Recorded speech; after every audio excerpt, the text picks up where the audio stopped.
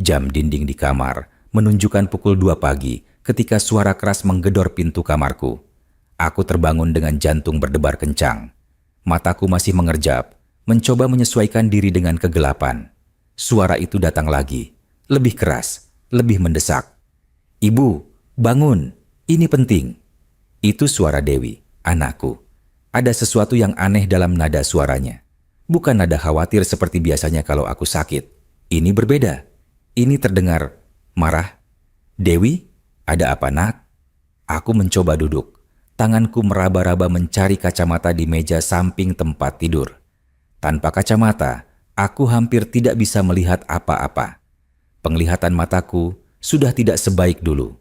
Pintu kamarku tiba-tiba terbuka lebar. Cahaya dari ruang tamu menyilaukan mataku. Dua sosok berdiri di ambang pintu. Dewi dan Rudi, menantuku. "Ibu harus bangun sekarang, ada notaris yang sudah menunggu." Dewi melangkah masuk ke kamarku dengan wajah tegang. "Notaris, jam segini?" "Dewi, ini tengah malam." "Apa yang?" "Tidak ada waktu untuk bicara panjang lebar, Bu. Pak Notaris sudah menunggu dari tadi. Ini urusan penting tentang rumah dan tanah Ibu." Rudi ikut masuk, tangannya menyilang di dada. Nadanya dingin, tidak seperti biasanya yang selalu sopan di hadapanku.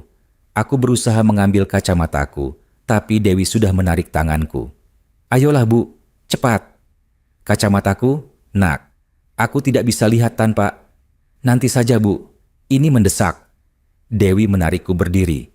Aku sempoyongan, masih belum sepenuhnya sadar. Kaki-kakiku yang sudah tua ini terasa lemah. "Dewi, pelan-pelan, Ibu masih pusing." Tapi Dewi tidak mempedulikan protesanku. Dia terus menarikku keluar dari kamar menuju ruang tamu. Rudi berjalan di belakangku, seperti memastikan aku tidak bisa kembali ke kamar. Di ruang tamu, cahaya redup dari lampu sudut membuat suasana terasa menyeramkan. Seorang pria berjas hitam duduk di sofa, tumpukan dokumen tebal tergeletak di meja. Wajahnya tidak jelas bagiku tanpa kacamata. Hanya siluet gelap dengan kacamata tebal.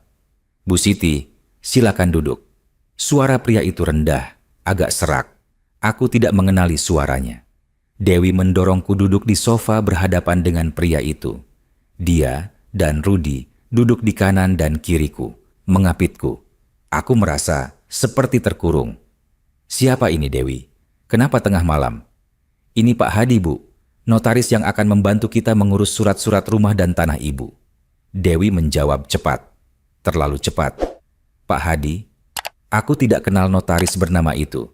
Atau mungkin aku yang lupa. Usiaku sudah 65 tahun. Mungkin memang aku yang mulai pikun." "Kenapa harus sekarang, nak? Besok pagi tidak bisa?" Aku mencoba protes lagi. Rudi yang menjawab kali ini. "Bu, Pak Hadi ini jadwalnya sangat padat. Beliau hanya bisa malam ini. Kalau tidak sekarang, entah kapan lagi. Lagi pula, ini demi kebaikan Ibu juga kok." "Demi kebaikan aku?" "Ya Bu, Ibu kan sudah tua. Kami khawatir kalau nanti Ibu kenapa-kenapa, urusan warisan jadi ribet. Lebih baik diurus dari sekarang, supaya nanti tidak ada masalah." Dewi menjelaskan dengan nada yang mencoba terdengar lembut, tapi aku merasakan ada sesuatu yang dipaksakan di sana. Aku terdiam. Memang benar, aku sudah tidak muda lagi. Sudah 65 tahun usiaku. Suamiku sudah meninggal 10 tahun lalu, meninggalkan rumah ini dan sebidang tanah di pusat Jakarta. Tanah itu warisan dari orang tua suamiku. Lokasinya strategis dan beberapa kali ada orang yang menawar untuk membelinya dengan harga tinggi. Tapi aku tidak pernah mau menjualnya. Itu warisan untuk Dewi, anak semata wayangku. "Ibu, kita sudah membicarakan ini kan? Ibu bilang mau mengurus surat wasiat." Dewi mengingatkan. "Ah, iya, aku memang pernah bilang begitu. Tapi itu pembicaraan santai waktu kami makan bersama sebulan lalu. Aku bilang, suatu hari nanti aku akan mengurus surat wasiat supaya Dewi tidak kesulitan nanti. Tapi aku tidak pernah bilang sekarang, apalagi tengah malam seperti ini." "Iya tapi, kok tengah malam Dewi?" "Bu, Pak Hadi sudah menunggu. Waktunya terbatas. Kita tidak bisa buang-buang waktu lagi." Rudi menyela. Nadanya mulai terdengar tidak sabar. Pria yang katanya Pak Hadi itu mulai berbicara. Bu Siti, saya sudah menyiapkan semua dokumennya. Ibu tinggal tanda tangan saja di beberapa tempat yang sudah saya tandai. Prosesnya cepat kok, tidak sampai 10 menit. Tapi saya tidak bisa membaca dokumennya. Kacamata saya. Tidak perlu, Bu. Kami sudah membacanya untuk Ibu. Ini cuma dokumen standar pengalihan hak waris. Ibu tetap bisa tinggal di rumah ini kok. Ibu tetap pemiliknya. Cuma secara hukum, nanti kalau Ibu meninggal, semuanya otomatis jatuh ke tangan Dewi tanpa proses ribet. Rudi menjelaskan dengan cepat. Aku menatap tumpukan dokumen di meja. Tanpa kacamata, semua hanya terlihat seperti gumpalan kertas putih dengan garis-garis hitam yang kabur. Aku tidak bisa membaca satu huruf pun. Aku tidak yakin. Nak, ini terlalu cepat. Bisakah aku baca dulu besok dengan kacamata? Tidak bisa. Dewi tiba-tiba membentak. Aku tersentak kaget. Dewi tidak pernah membentakku seperti ini. Maaf, Bu. Maksud Ibu, kita tidak punya waktu. Pak Hadi harus keluar kota besok pagi. Ini satu-satunya kesempatan. Aku menatap wajah Dewi yang kabur di hadapanku. Bahkan tanpa kacamata, aku bisa melihat ketegangan di wajahnya. Ada urat yang menonjol di lehernya. Tangannya mengepal. Dewi, kenapa kamu begini? Apa yang sebenarnya terjadi? Aku bertanya pelan. Suaraku bergetar. Aku mulai takut. Ini anakku sendiri, tapi kenapa aku merasa seperti berhadapan dengan orang asing? Tidak ada yang terjadi, Bu. Kami cuma mau membantu Ibu. Kenapa Ibu jadi curiga begini sih? Ibu tidak sayang sama cucu? Ini untuk masa depan mereka. Untuk Adit dan Sari. Dewi menyebut nama kedua anaknya. Cucuku yang berusia 8 dan 6 tahun. Ah, cucu-cucuku. Tentu saja aku sayang mereka. Aku sudah merencanakan semuanya untuk mereka. Rumah ini, tanah itu, semua akan jadi milik Dewi dan cucuku nanti. Tapi kenapa harus terburu-buru seperti ini? Ibu sayang sekali sama Adit dan Sari. Tapi ini bisa kita urus pelan-pelan. Nak, kenapa harus... Bu, Ibu mau kami susah nanti. Kalau Ibu sakit atau kenapa-kenapa, semua ini akan jadi masalah besar. Proses warisan itu ribet, Bu. Bisa berbulan-bulan, bahkan bertahun-tahun. Belum lagi kalau ada saudara jauh yang tiba-tiba muncul ngaku-ngaku punya hak. Ibu, mau Dewi susah begitu? Rudi bersuara lagi, kali ini dengan nada yang terdengar seperti mengancam. Saudara jauh? Suamiku memang punya saudara, tapi mereka tidak pernah peduli dengan kami. Setelah suamiku meninggal, tidak ada satupun yang datang melayat. Kenapa sekarang tiba-tiba mereka dijadikan alasan? Pak Hadi yang tadi diam mulai berbicara. Bu Siti, saya mengerti kekhawatiran Ibu. Tapi percayalah, ini semua untuk kebaikan Ibu dan keluarga. Saya sudah menangani ratusan kasus seperti ini. Lebih baik diurus sekarang saat semua jelas, daripada nanti jadi rebutan. Aku menatap pria itu. Tanpa kacamata, aku hanya bisa melihat bayangan wajahnya. Tapi ada sesuatu di suaranya yang membuatku ragu. Suaranya terdengar aneh. Seperti dipaksakan rendah. Pak Hadi, maaf, Bapak praktik di mana biasanya? Aku coba bertanya. Ada jeda sebentar sebelum dia menjawab. Di daerah Kuningan, Bu. Oh, rumah sakit atau kantor? Jeda lagi, lebih lama kali ini. Kantor, Bu. Kantor notaris sendiri. Kenapa dia menjawab dengan ragu-ragu? Seorang notaris harusnya lancar menjawab pertanyaan seperti itu. Bu, kenapa tanya-tanya terus sih? Sudah, tanda tangan saja. Pak Hadi masih harus ke tempat lain malam ini. Dewi mulai terdengar jengkel. Kemana lagi seseorang bisa pergi jam 2 pagi begini? Semakin banyak aku mendengar, semakin banyak yang tidak masuk akal. Nak, boleh Ibu minta tolong ambilkan kacamata Ibu? Ibu janji akan baca cepat. Tapi Ibu harus lihat dulu apa yang Ibu tanda tangani. Aku berusaha terdengar tegas. Tidak perlu, kami sudah baca untuk Ibu. Rudi membentak. Kali ini dia benar-benar marah. Ibu pikir kami mau nipu Ibu? Kami ini anak dan menantu Ibu. Keluarga sendiri. Masa Ibu tidak percaya sama keluarga sendiri? Air mataku mulai membasahi pipi. Aku menangis. Tanganku gemetar. Rudi, kenapa kamu marah-marah? Aku cuma mau baca dulu. Sudah Bu, tanda tangan sekarang atau tidak sama sekali. Dewi tiba-tiba berdiri, suaranya keras. Ibu mau kami pergi dari sini sekarang? Mau tidak pernah lihat cucu lagi? Pilih. Ancaman itu membuatku membeku. Tidak pernah lihat cucu lagi. Dewi berani mengancamku dengan cucuku sendiri? Dewi, nak, aku terisak. Kenapa kamu jadi begini? Ini ibu yang bikin kami jadi begini. Keras kepala, tidak mau diatur, padahal kami cuma mau bantu. Dewi berteriak. Pak Hadi angkat bicara lagi. Sudahlah Bu Siti, saya paham ibu bingung. Tapi ini semua prosedur standar. Di sini, sini, dan sini. 3 tanda tangan saja. Cepat kok. Dia menggeser dokumen lebih dekat ke arahku dan menyodorkan pulpen. Aku menatap dokumen itu. Kertas putih dengan tulisan hitam yang sama sekali tidak bisa aku baca. Tangan kiriku meraih pulpen dengan gemetar. Tangan kananku menyeka air mata. Ya Allah, tolonglah hamba-Mu ini. Aku berdoa dalam hati. Dewi dan Rudi bergerak lebih dekat, mengapitku lebih erat. Aku merasa tersudut. Tidak ada jalan keluar. Ini anakku sendiri. Mestinya dia tidak akan mencelakaiku kan? Tapi kenapa dadaku sesak seperti ini? Kenapa rasanya ada yang tidak beres? Bu, ayolah. Tanda tangan di halaman pertama dulu. Di sini. Pak Hadi menunjuk sebuah titik di dokumen. Aku masih tidak bisa melihatnya dengan jelas. Pulpen sudah di tanganku. Ujungnya menyentuh kertas. Aku hampir saja menggoreskan tanda tanganku ketika... Bu Siti, suara Pak Hadi tiba-tiba berubah. Lebih keras, lebih jelas, lebih familiar. Aku mengangkat kepala, mencoba fokus menatap wajah pria di hadapanku. Maafkan saya. Lalu tiba-tiba, lampu ruang tamu menyala terang. Aku menyipitkan mata, silau. Ketika mataku mulai terbiasa dengan cahaya, aku melihat Pak Hadi berdiri dari duduknya. Dia melepas kacamata tebalnya. Dan aku mengenali wajah itu. Pak Hadi? Aku terbata-bata. Tapi bukan Pak Hadi notaris asing. Ini Pak Hadi, teman pengajianku. Pak Hadi yang sering mengantarkanku pulang setiap Kamis malam setelah pengajian di masjid. Pak Hadi yang memang bekerja sebagai notaris, tapi dia temanku. Ya Bu Siti, ini saya, Hadi Purnomo, teman ibu dari pengajian. Pak Hadi melihatku dengan tatapan meminta maaf. Aku benar-benar bingung sekarang. Pak Hadi, kenapa Bapak? Dewi dan Rudi sama-sama membeku.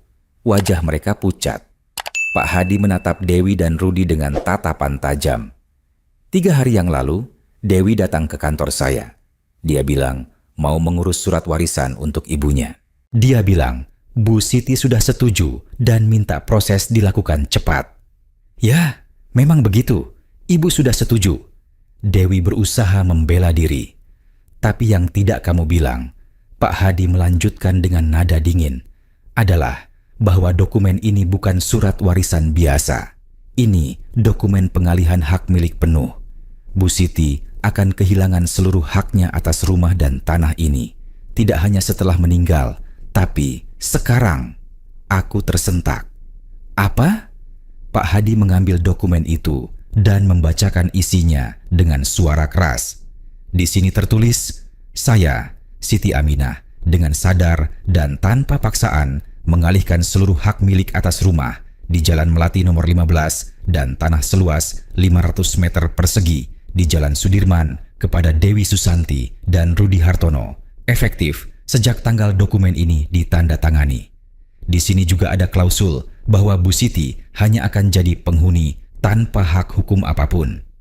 Tidak, tidak mungkin. Aku berteriak. Tanganku menutup mulut, tak percaya dengan apa yang aku dengar. Dan itu belum semuanya. Pak Hadi mengeluarkan beberapa lembar dokumen lain dari tasnya. Di halaman kedua dan ketiga, ada surat pernyataan hutang palsu. Seolah-olah Bu Siti berhutang 500 juta kepada Dewi dan Rudi. Jadi nanti, kalau Bu Siti protes atau mau batalkan pengalihan ini, mereka bisa menuntut Bu Siti dengan surat hutang ini.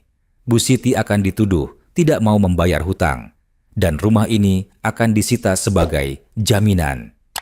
Aku tidak bisa berkata apa-apa. Mulutku terbuka, tapi tidak ada suara yang keluar. Tubuhku gemetar hebat. Ibu, ini tidak seperti yang ibu dengar. Dewi mulai bicara. Suaranya bergetar. Diam! Pak Hadi membentak. Aku tidak pernah melihat Pak Hadi semarah ini. Dia biasanya orang yang tenang dan lembut. Aku sudah bekerja sebagai notaris 20 tahun. Aku tahu penipuan ketika aku melihatnya. Kamu pikir aku bodoh? Pak Hadi, ini salah paham. Rudi mencoba angkat bicara. Salah paham? Kamu minta aku datang tengah malam. Kamu bilang, jangan bawa ID notaris resmi. Kamu bilang ibu tidak boleh pakai kacamata karena ibu akan bingung kalau lihat terlalu banyak angka. Kamu pikir aku tidak curiga? Aku menatap Dewi dan Rudi dengan mata berkaca-kaca. Kalian mau merampas rumahku? Kalian mau bikin aku jadi gelandangan di rumah sendiri? Tidak, Bu. Bukan begitu maksudnya. Dewi mulai menangis. Tapi air mata itu terlihat palsu di mataku sekarang. Kami cuma mau mengamankan aset keluarga. Kami cuma mengamankan dengan cara menipu? Pak Hadi menyela. Dengan cara mengancam orang tua sendiri tengah malam, dengan dokumen palsu. Rudi tiba-tiba berdiri. Pak Hadi, ini urusan keluarga kami. Bapak tidak usah ikut campur. Oh, aku harus ikut campur. Karena 2 hari lalu, aku sudah melapor ke polisi. Seketika suasana menjadi sunyi senyap. Dewi dan Rudi menatap Pak Hadi dengan mata melotot. Apa yang Bapak bilang? Dewi terbata. Aku bilang, aku sudah melapor ke polisi 2 hari lalu. Setelah kamu datang ke kantorku dengan dokumen mencurigakan ini, aku langsung ke kantor polisi. Aku jelaskan semuanya. Dan aku minta mereka untuk memasang CCTV tersembunyi di rumah ini. Pak Hadi menunjuk ke sudut ruangan. Di sana, ada kamera kecil yang aku pasang kemarin siang ketika Bu Siti pergi belanja. Semua yang terjadi malam ini, bentakan kalian, ancaman kalian, intimidasi kalian terhadap Bu Siti, semuanya terekam. Aku mengikuti arah tunjuk Pak Hadi. Benar saja, ada sesuatu yang kecil dan hitam di pojok atas dinding, terselip di antara hiasan dinding. Aku tidak pernah memperhatikannya.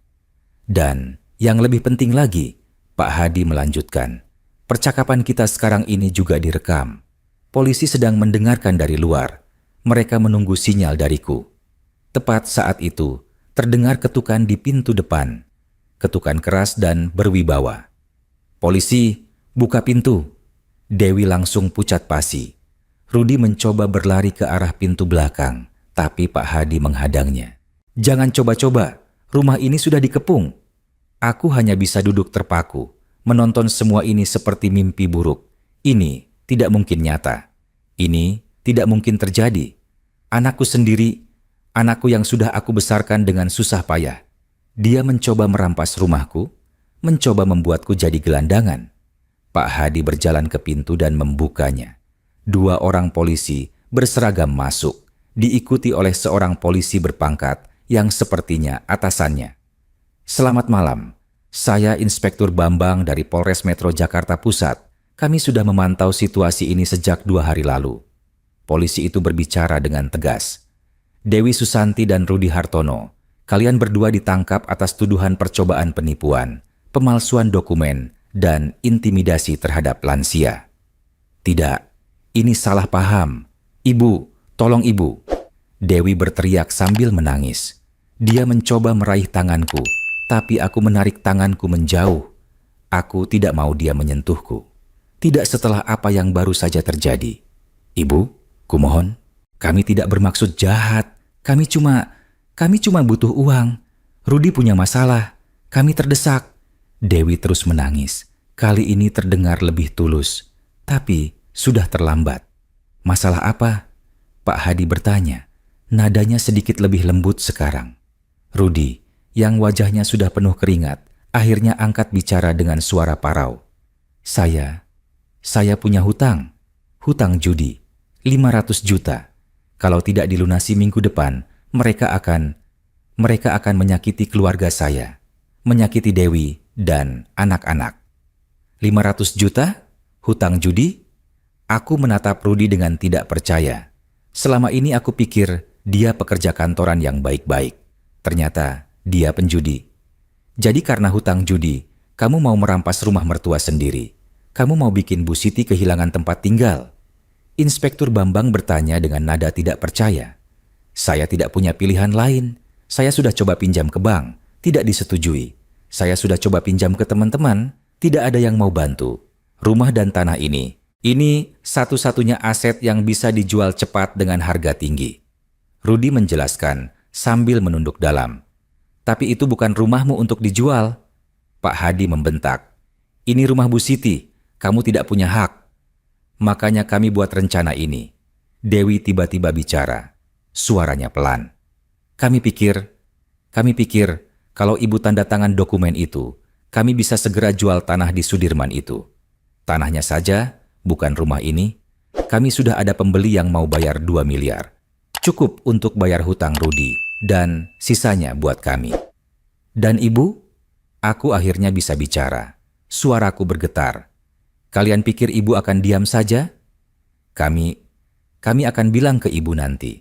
Setelah semuanya selesai, kami akan bilang tanah itu harus dijual untuk masalah keluarga mendesak. Ibu pasti akan mengerti. Dewi berusaha menjelaskan. Dengan dokumen palsu, dengan ancaman, tengah malam, ini yang kamu bilang ibu akan mengerti? Aku berteriak. Semua emosiku meledak. Kemarahan, kesedihan, rasa dikhianati, semuanya keluar bersamaan. Dewi menangis lebih keras. Maafkan kami, Bu. Maafkan kami. Kami salah. Kami sangat salah. Kami panik. Kami takut. Kami tidak tahu harus bagaimana lagi. Tapi aku tidak bisa memaafkan. Tidak sekarang. Mungkin tidak akan pernah. Polisi mulai memborgol Dewi dan Rudi. Inspektur Bambang mengambil semua dokumen palsu itu sebagai barang bukti. Kalian berdua akan dibawa ke kantor polisi untuk pemeriksaan lebih lanjut. Kalian berhak mendapat pengacara. Semua yang kalian katakan bisa digunakan sebagai bukti di pengadilan. Bu, kumohon, pikirkan Adit dan Sari, pikirkan cucu ibu. Kalau kami di penjara, siapa yang akan jaga mereka? Dewi masih berusaha membuat aku mengasihani mereka. Tapi aku sudah tidak bisa memikirkan apa-apa. Kepalaku pusing, jantungku berdebar sangat kencang. Tanganku gemetar tidak terkendali. Pak Hadi menyadari kondisiku dan segera menghampiri. Bu Siti, ibu tidak apa-apa? Perlu saya panggilkan dokter? Dia bertanya dengan penuh perhatian. Aku menggeleng pelan. Tidak, aku tidak percaya ini semua benar-benar terjadi. Pak Hadi memapahku, membantuku berdiri. Mari Bu, saya antar ibu ke kamar. Ibu perlu istirahat. Saat aku berjalan meninggalkan ruang tamu, aku mendengar Dewi masih terisak, memanggilku. Ibu, maafkan kami, Ibu. Tapi aku tidak menoleh. Aku terus berjalan, disokong oleh Pak Hadi. Inspektur Bambang berkata, akan tinggal sebentar untuk mengamankan barang bukti dan mengambil keterangan dariku besok setelah aku lebih tenang. Di kamarku, Pak Hadi membantuku duduk di tepi tempat tidur. Dia mengambil kacamataku dan memberikannya padaku. Aku memakainya, dan dunia kembali terlihat jelas. Wajah Pak Hadi yang penuh kekhawatiran terlihat nyata di hadapanku. Pak Hadi, aku berbisik, terima kasih sudah menyelamatkan aku. Kalau bukan karena Bapak, tidak perlu berterima kasih, Bu. Itu kewajiban saya, sebagai teman, sebagai notaris, dan sebagai manusia. Pak Hadi tersenyum lembut. Bu Siti istirahat dulu. Besok kita akan bicarakan semuanya lebih lanjut. Saya akan pastikan ibu aman. Setelah Pak Hadi keluar, aku berbaring di tempat tidurku. Air mataku mengalir deras. Aku menangis untuk kehilangan kepercayaan pada anakku sendiri. Aku menangis untuk pengkhianatan yang tidak pernah aku bayangkan bisa dilakukan oleh darah dagingku sendiri. Aku menatap langit-langit kamar, pikiranku melayang ke masa lalu. Ketika Dewi lahir, aku sangat bahagia. Dia bayi yang cantik, sehat, dan ceria. Aku dan suamiku membesarkannya dengan penuh kasih sayang. Kami tidak kaya, tapi kami selalu berusaha memberi yang terbaik untuknya. Sekolah yang bagus, kursus musik, les tambahan. Semua kami lakukan demi masa depan Dewi. Ketika suamiku meninggal, Dewi berjanji akan selalu menjagaku. Dia bilang dia tidak akan pernah meninggalkan aku sendirian. Dan aku percaya, aku sangat percaya. Tapi malam ini, semua itu hancur. Kepercayaan itu sirna.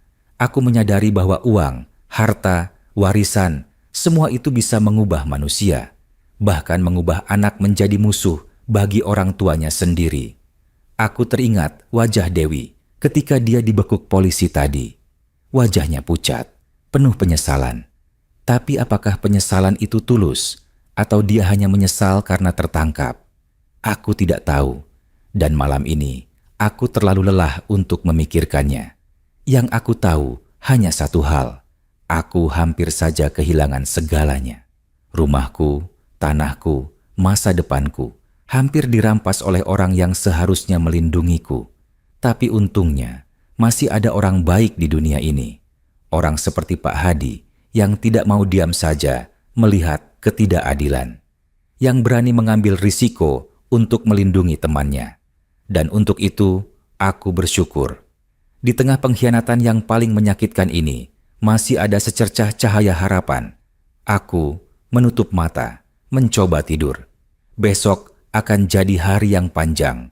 Ada pemeriksaan polisi, ada keputusan hukum yang harus diambil, ada masa depan yang harus direncanakan ulang. Tapi malam ini aku hanya ingin tidur dan berharap ketika aku bangun nanti, semua ini hanya mimpi buruk belaka.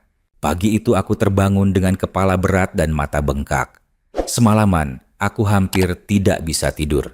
Setiap kali aku menutup mata, bayangan wajah Dewi dan Rudi yang penuh ketakutan saat diborgol polisi terus menghantui pikiranku. Air mataku sudah mengering, tapi rasa sakit di dada ini belum hilang. Aku melirik jam di dinding. Pukul 8 pagi. Biasanya, di waktu seperti ini, aku sudah menyiapkan sarapan dan bersiap untuk ke pasar. Tapi, pagi ini, aku bahkan tidak punya tenaga untuk bangkit dari tempat tidur. Ketukan pelan di pintu kamarku membuatku mendongak. "Bu Siti, ini saya Pak Hadi. Boleh saya masuk?" "Sebentar Pak." Aku berusaha merapikan diri, menyeka wajah dengan ujung kain, dan duduk di tepi tempat tidur. "Silakan masuk." Pak Hadi masuk dengan membawa nampan berisi segelas teh hangat dan beberapa potong roti. "Saya membuatkan sarapan untuk ibu.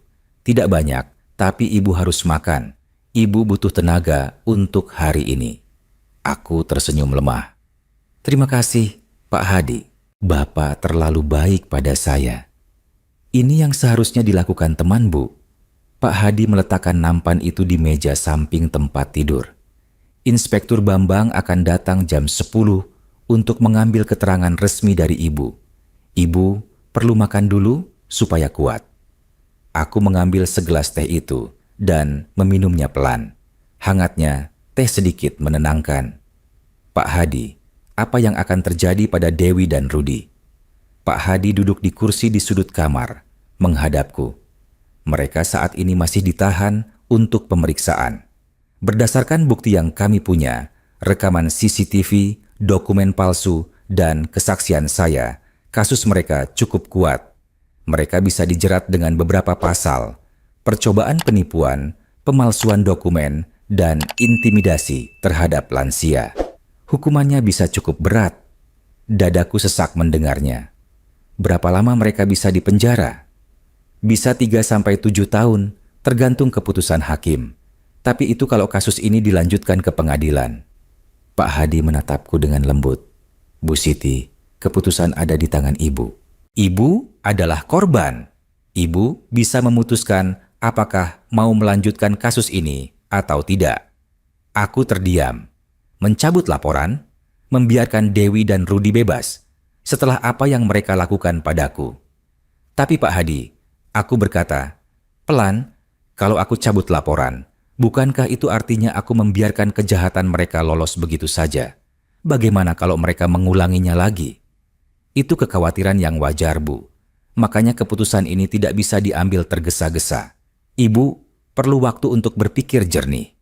Pak Hadi menjelaskan. Yang pasti, sampai kasus ini selesai, rumah dan tanah ibu aman. Dokumen palsu itu sudah diamankan polisi dan tidak punya kekuatan hukum sama sekali. Aku mengangguk pelan.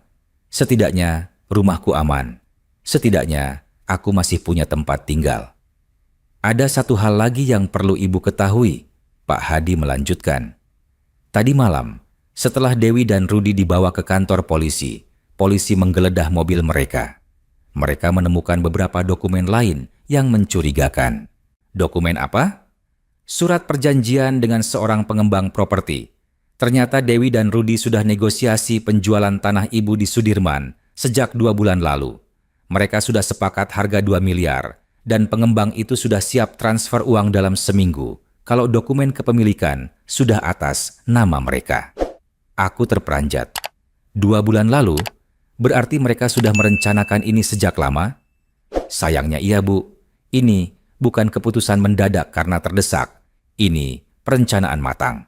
Mereka sudah memikirkan semua detailnya, bagaimana caranya membuat ibu menandatangani dokumen tanpa curiga, bagaimana caranya menjual tanah dengan cepat, bahkan sudah merencanakan apa yang akan mereka lakukan dengan uang hasil penjualan itu. Aku merasakan dadaku sesak lagi. 2 bulan.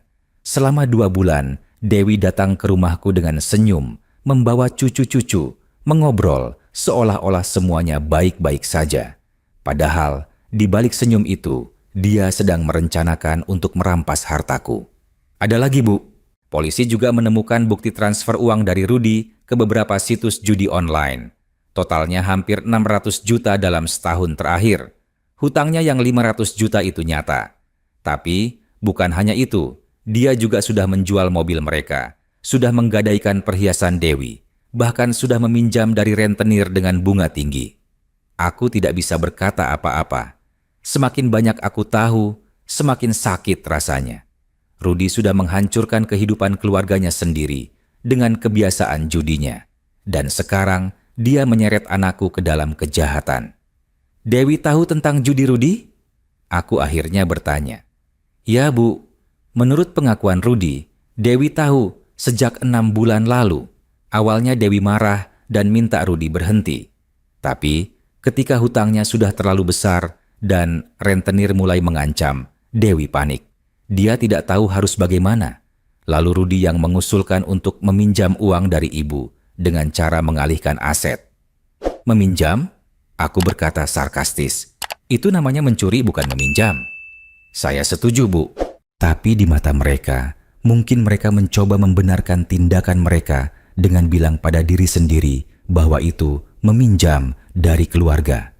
Lagi pula, mereka pikir tanah itu akan jadi milik Dewi juga nanti kalau ibu sudah meninggal. Tapi aku masih hidup. Aku hampir berteriak. Aku masih sehat. Aku masih butuh rumah dan tanah itu. Bagaimana mereka bisa berpikir untuk mengambilnya sekarang? Pak Hadi menghela napas panjang. Sayangnya, Bu, uang bisa membuat orang kehilangan akal sehat. Rudi terdesak, Dewi panik, dan mereka mengambil jalan pintas yang paling buruk. Kami terdiam sejenak. Aku minum teh hangatku lagi, mencoba menenangkan diri. Di luar jendela, matahari sudah bersinar terang. Kehidupan di luar rumahku berjalan normal. Orang-orang pergi bekerja, anak-anak pergi sekolah, pedagang keliling mulai lewat. Tapi di dalam rumah ini, duniaku terasa hancur. Bu Siti, Pak Hadi memecah keheningan. Ada yang ingin saya tanyakan. Kenapa ibu tidak pernah cerita ke teman-teman di pengajian tentang situasi ibu dengan Dewi? Ibu pasti sudah merasakan ada yang tidak beres dalam beberapa bulan terakhir, kan? Aku menunduk. Iya, Pak. Sebenarnya aku memang merasa aneh.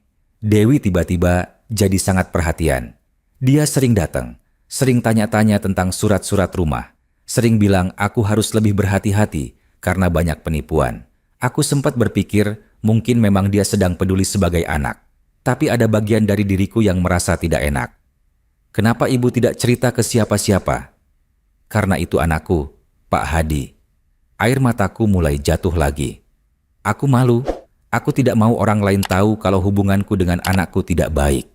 Aku tidak mau orang-orang menilai Dewi. Dan aku juga tidak mau mengakui bahwa mungkin anakku punya niat buruk. Aku pikir aku hanya paranoid. Aku pikir aku salah sangka. Pak Hadi mengangguk paham. Itu wajar, Bu. Sebagai orang tua, kita selalu ingin berpikir yang terbaik tentang anak kita. Tapi kadang, kita juga harus realistis dan melindungi diri kita sendiri. Aku tahu sekarang, aku menyeka air mataku.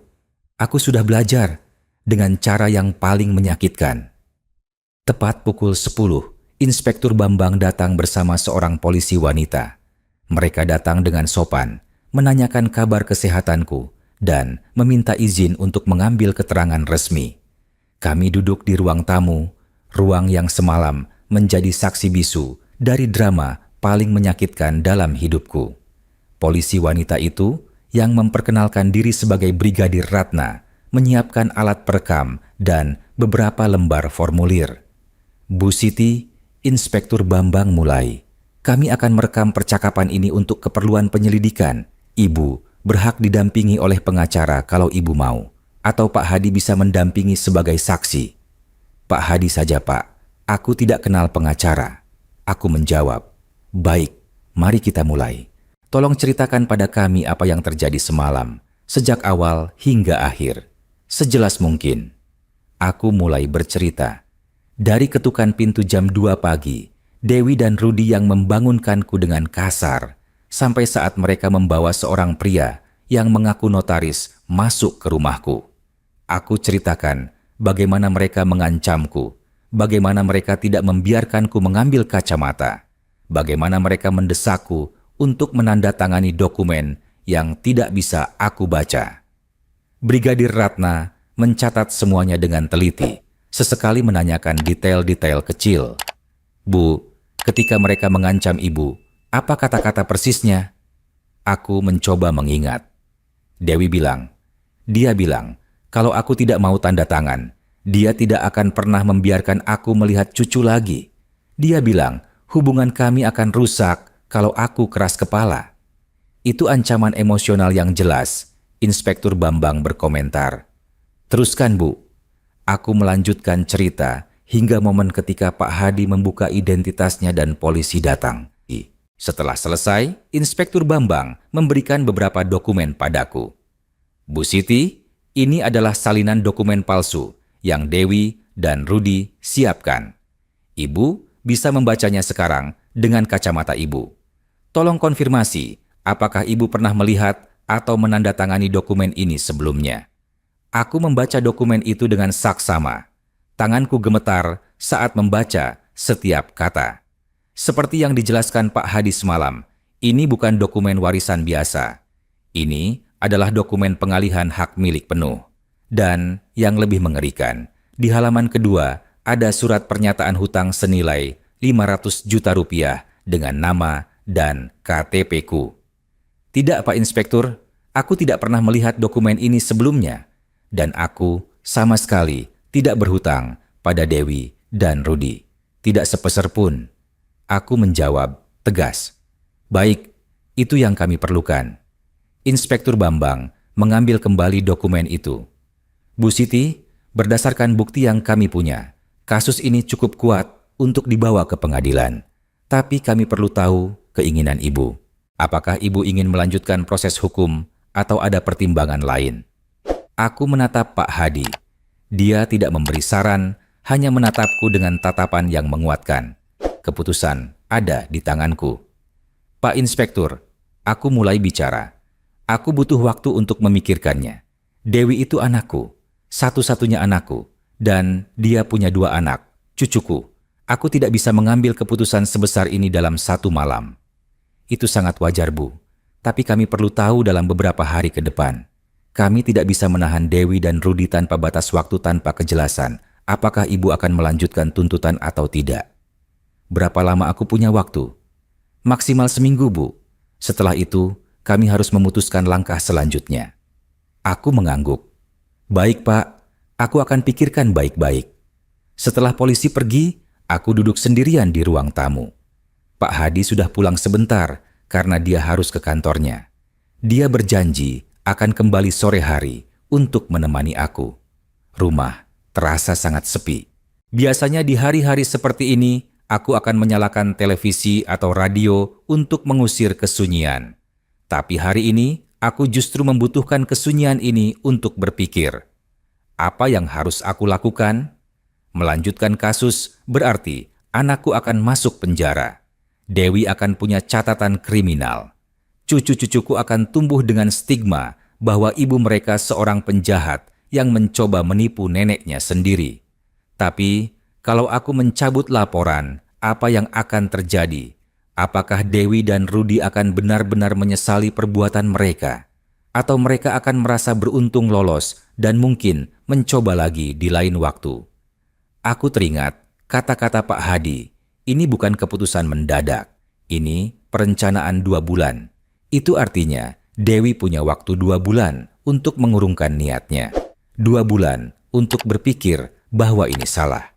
Tapi dia tidak melakukannya. Dia justru terus maju dengan rencana jahatnya. Apakah anak seperti itu layak mendapat pengampunan? Tapi dia tetap anakku, darah dagingku, bayi yang dulu kususui, anak kecil yang dulu kupeluk ketika dia menangis ketakutan, remaja yang kuantar ke hari pertama sekolah menengah. Semua kenangan indah itu masih tertanam di hatiku. Apa salahku sebagai ibu? Di mana aku gagal mendidiknya sehingga dia bisa melakukan hal sejahat ini? Air mataku jatuh lagi. Aku sudah tidak tahu sudah berapa banyak air mata yang aku keluarkan sejak semalam. Rasanya air mataku tidak akan pernah habis. Sore harinya, Pak Hadi kembali seperti janjinya. Kali ini dia tidak datang sendirian. Ada 2 orang wanita bersamanya, Bu Ani dan Bu Sari, teman-teman dari pengajian. Bu Siti, Bu Ani langsung memelukku begitu masuk. Kami baru dengar dari Pak Hadi apa yang terjadi. Ya Allah Bu, kami sangat prihatin. Bu Sari ikut memelukku, air matanya jatuh. Bu Siti, kenapa Ibu tidak cerita ke kami? Kami bisa bantu. Aku tidak bisa menahan tangis lagi. Kehangatan dari teman-teman ini membuatku merasa tidak sendirian. Aku malu Bu, aku malu mengakui bahwa anakku sendiri. Sudah Bu, jangan dipikirkan. Sekarang kami di sini, kami akan temani Ibu. Bu Ani mengusap punggungku. Kami duduk bersama di ruang makan. Bu Ani dan Bu Sari sudah membawa makanan, nasi uduk, sayur lodeh, dan beberapa jenis kue. Ibu harus makan Bu Siti. Lihat, Ibu jadi kurus begini. Aku tersenyum lemah. Memang aku belum makan dengan benar sejak semalam. Tadi pagi aku hanya makan roti seadanya yang dibawakan Pak Hadi. Sambil makan, Pak Hadi menceritakan kronologi kejadian pada Bu Ani dan Bu Sari. Mereka mendengarkan dengan serius, sesekali bergumam tidak percaya atau menggeleng-gelengkan kepala. Tegas sekali Dewi, Bu Sari berkomentar. Aku kenal Dewi sejak dia kecil. Aku tidak pernah menyangka dia bisa melakukan hal seperti ini. Uang memang bisa mengubah orang, Bu. Bu Ani menambahkan. Aku pernah dengar cerita serupa dari tetanggaku di kampung. Anak yang dulunya baik, begitu tahu orang tuanya punya tanah yang harganya naik, langsung berubah. Sampai ada yang mengusir orang tuanya sendiri dari rumah. Aku mendengarkan dalam diam. Ternyata, aku bukan satu-satunya yang mengalami hal seperti ini. Ada orang lain di luar sana yang juga dikhianati oleh anak mereka sendiri. Entah kenapa, mengetahui itu sedikit menghibur. Setidaknya, aku tidak sendirian dalam penderitaan ini. Bu Siti, Pak Hadi berkata, tadi siang aku sempat ke kantor polisi. Aku bicara dengan Inspektur Bambang. Beliau bilang, Dewi dan Rudi sudah diperiksa secara intensif. Mereka berdua mengaku semua kesalahan mereka. Mereka mengaku? Aku mengangkat kepala. Ya Bu, mereka tidak bisa menyangkal karena buktinya terlalu kuat. Rekaman CCTV, dokumen palsu, kesaksian saya, semua mengarah pada mereka. Rudi bahkan sudah menjelaskan tentang hutang judinya dan bagaimana mereka merencanakan semuanya. Apa mereka menyesal? Aku bertanya dengan suara parau. Pak Hadi terdiam sejenak sebelum menjawab. Dewi menangis terus sejak kemarin malam. Dia terus bilang, dia menyesal, dia minta maaf, dia ingin bertemu ibu. Rudi lebih diam. Dia terlihat menyesal, tapi sepertinya dia lebih menyesal karena tertangkap daripada karena perbuatannya. Jadi begitu, Dewi menyesal. Tapi apakah penyesalan itu cukup? Pak Hadi, Bu Sari tiba-tiba bicara. Kalau Bu Siti mencabut laporan, apa yang akan terjadi? Kalau Bu Siti mencabut laporan dan tidak mau melanjutkan tuntutan, maka Dewi dan Rudi akan dilepaskan. Mereka tidak akan masuk penjara. Tapi Pak Hadi menekankan, bukan berarti mereka bebas sepenuhnya. Kejadian ini akan tercatat di kepolisian. Dan kalau suatu hari mereka melakukan tindak pidana lagi, catatan ini bisa memberatkan mereka. Kalau Bu Siti melanjutkan tuntutan, Bu Ani bertanya, maka kasus ini akan masuk ke pengadilan. Dengan bukti yang ada, kemungkinan besar mereka akan dinyatakan bersalah. Hukumannya bisa 3-7 tahun penjara plus denda. Mereka juga akan punya catatan kriminal selamanya. Aku mencoba membayangkan Dewi di penjara. Dewi dengan seragam tahanan, tidur di sel sempit, tidak bisa mengurus anak-anaknya. Dan cucu-cucuku, Adit dan Sari, tumbuh tanpa ibu di rumah. Cucu-cucuku, aku berbisik, siapa yang akan jaga mereka kalau Dewi di penjara? Biasanya diserahkan pada keluarga terdekat, Pak Hadi menjelaskan. Kalau tidak ada, bisa diserahkan ke panti asuhan sementara. Keluarga terdekat, itu berarti aku, atau keluarga Rudi. Tapi setahu aku, orang tua Rudi sudah meninggal. Dia hanya punya saudara laki-laki yang tinggal di Surabaya dan jarang kontak. Jadi, kalau Dewi dan Rudi di penjara, cucu-cucuku akan jadi tanggung jawabku? Ibu tidak perlu memutuskan sekarang, Bu Ani menggenggam tanganku. Ibu punya waktu seminggu, pikirkan baik-baik, apapun keputusan ibu, kami akan mendukung. Betul Bu, Bu Sari menambahkan. Dan kami akan selalu ada untuk ibu. Ibu tidak sendirian. Kata-kata mereka menghangatkan hatiku. Di tengah kehancuran hubunganku dengan Dewi, aku masih punya teman-teman yang peduli padaku, bukan karena hartaku, tapi karena mereka memang tulus. Malam itu, setelah teman-teman pulang, aku duduk di teras rumah menatap langit malam. Bintang-bintang bertaburan di langit, begitu indah dan damai. Kontras sekali dengan kekacauan di hatiku. Aku teringat masa-masa ketika Dewi masih kecil. Kami sering duduk di teras ini, menghitung bintang bersama. Dewi selalu bilang dia ingin jadi astronot supaya bisa terbang ke bintang-bintang itu. Aku tertawa dan bilang dia pasti bisa kalau dia mau berusaha. Kapan semuanya berubah? Kapan anakku yang dulu bermimpi jadi astronot itu berubah? Jadi seseorang yang mau menipu ibunya sendiri demi uang. Atau mungkin akulah yang berubah. Mungkin aku terlalu percaya, terlalu lengah, terlalu membiarkan Dewi tumbuh tanpa mengajarkan nilai-nilai yang benar tentang uang dan keluarga. Suamiku, kalau dia masih hidup, pasti akan sangat kecewa. Dia selalu bilang, keluarga adalah segalanya. Dia selalu bilang, uang bisa dicari, tapi keluarga tidak bisa diganti. Tapi sekarang keluarga kami hancur justru karena uang. Aku masuk ke dalam rumah dan membuka lemari lama di kamarku. Di dalam lemari itu, aku menyimpan album foto keluarga. Aku membuka album itu pelan-pelan, menatap setiap foto dengan saksama. Foto pernikahan kami. Aku dan suamiku terlihat begitu bahagia, begitu penuh harapan untuk masa depan.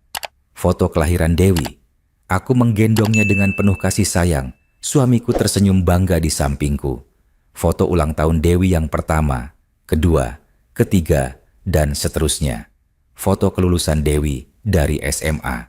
Foto pernikahan Dewi dengan Rudi. Aku ingat hari itu aku menangis bahagia, berpikir anakku akan hidup bahagia. Di mana semuanya salah? Aku menutup album itu dan memeluknya erat. Air mataku jatuh lagi. membasahi sampul album yang sudah usang.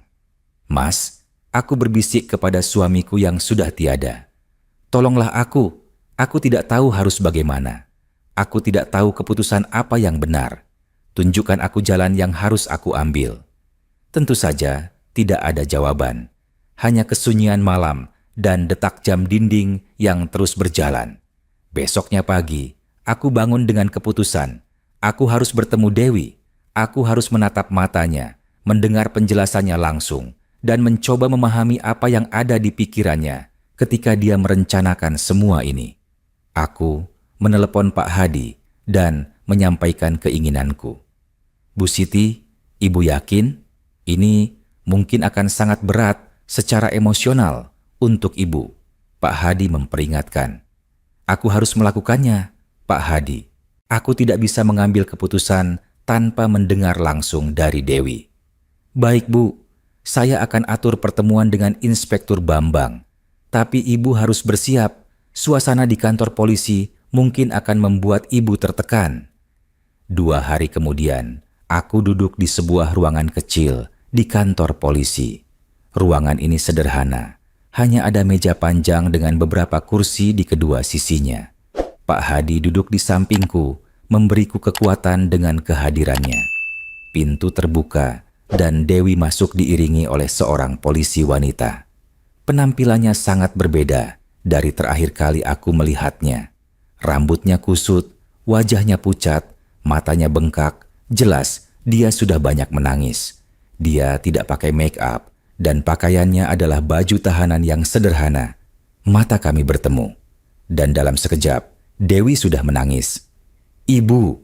Dia mencoba berlari ke arahku, tapi polisi wanita itu menahannya. "Dewi, duduk dulu. Ini bukan waktu kunjungan biasa. Ini pemeriksaan resmi." Polisi itu berkata tegas. Dewi duduk di seberang meja, masih terisak. Tangannya terikat dengan borgol. Melihat borgol itu di tangan anakku sendiri membuat dadaku sesak. "Ibu," Dewi mulai bicara dengan suara serak. "Maafkan aku, Bu. Maafkan aku. Aku tahu aku salah besar. Aku menyesal. Sungguh aku menyesal." Aku hanya menatapnya dalam diam. Ada begitu banyak yang ingin aku tanyakan, tapi aku tidak tahu harus mulai dari mana. "Kenapa, Dewi?" Akhirnya aku bertanya. Suaraku bergetar.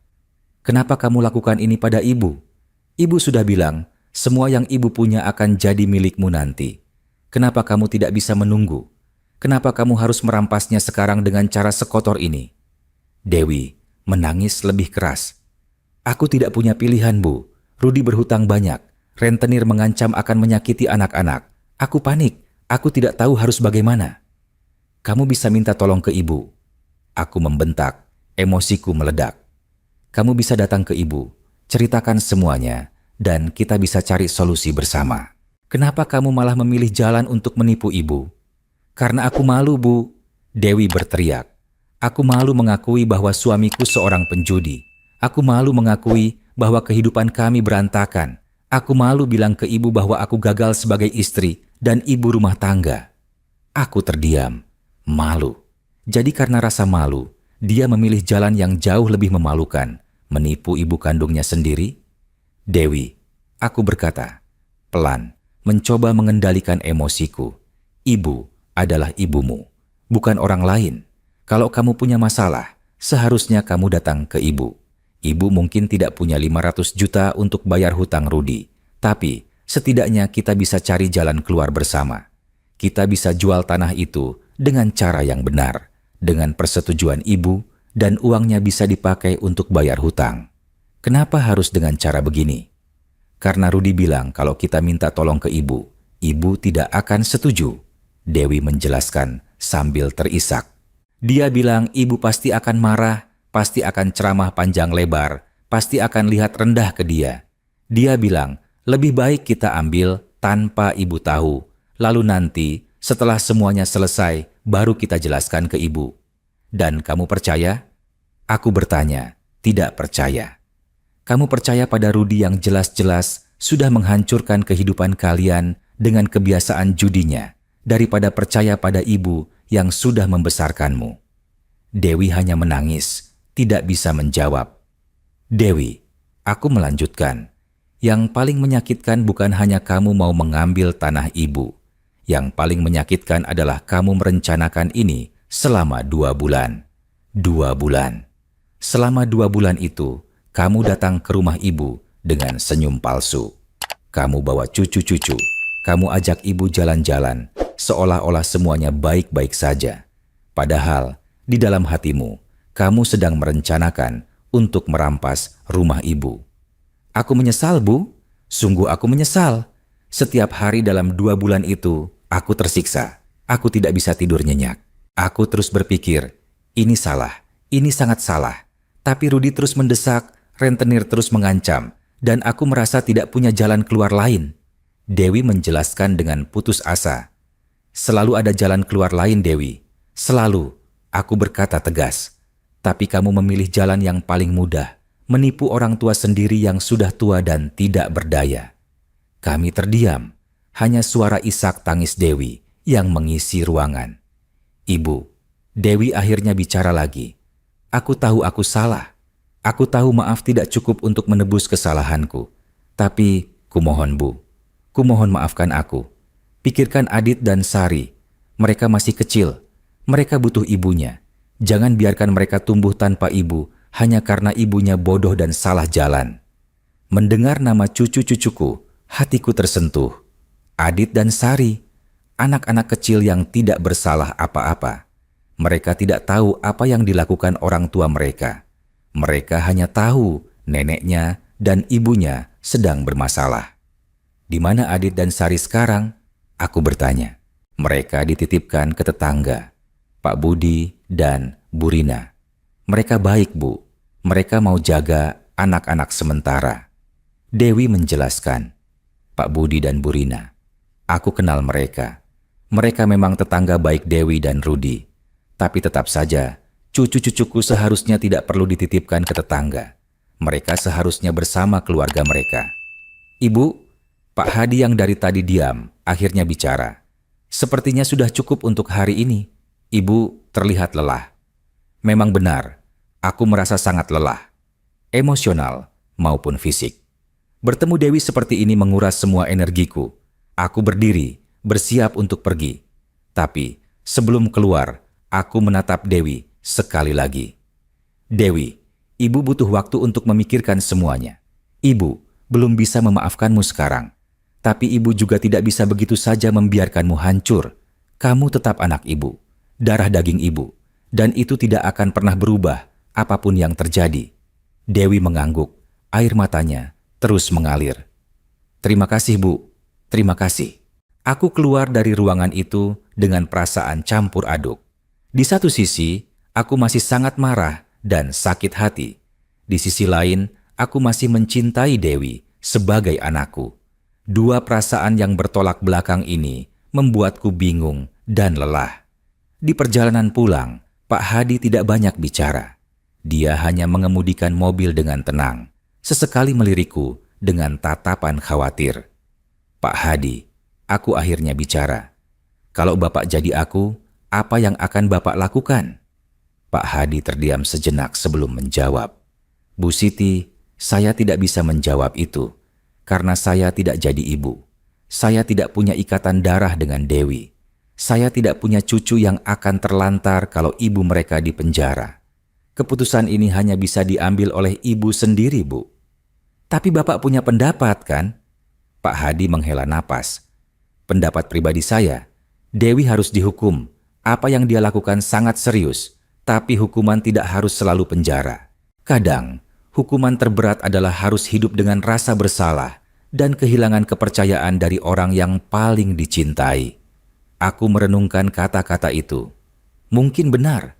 Mungkin hukuman terberat bagi Dewi bukan penjara, tapi kehilangan kepercayaanku selamanya.